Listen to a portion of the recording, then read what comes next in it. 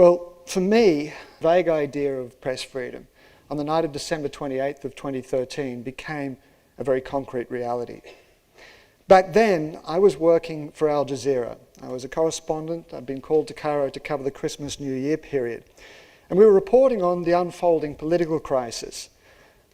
The interim government was trying to establish and assert its control over the country after the previous government had been ousted in a military coup 6 months earlier. Now, that government was the Muslim Brotherhood, and its supporters were still in the streets advocating and protesting and demanding the return of the Brotherhood administration. Now, as journalists, we were doing what any responsible reporters should be. We were talking to all of the parties involved in the dispute.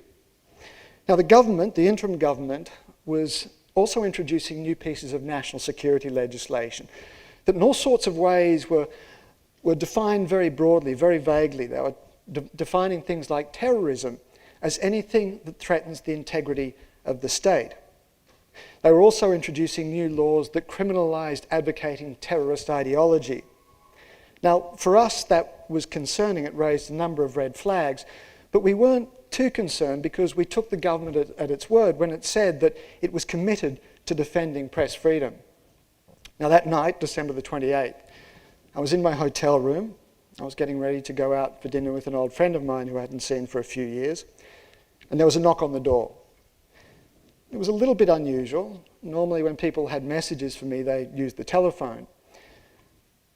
I didn't think too much about it though as I approached the door, and then there was a second, more urgent, more forceful knock. I didn't bother checking the peephole, I simply cracked open the handle. And as I did, it was flung inside as if there was a powerful spring behind it. And the room was flooded with a whole load of men, maybe 8 or 10 of them. And I was forced to the back of the room, and they went through and ransacked everything that I had. They grabbed my notebooks, my computer equipment, my cameras and so on. And it was a deeply confronting, scary moment, confusing. I had no idea what was going on. The guys in there were all in plain clothes, but they also moved with a professionalism, a discipline that suggested they were more than just a bunch of thugs, which, to be honest with you, I took some comfort in.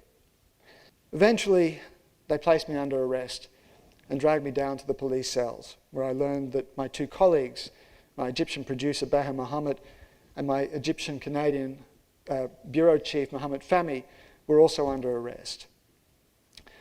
A few days later, during the interrogation, we learned what our charges were. We'd been accused of aiding and abetting a terrorist organisation, of financing a terrorist organisation, of being members of a terrorist organisation, of broadcasting false news with intent to undermine national security, and, yes, of advocating terrorist ideology.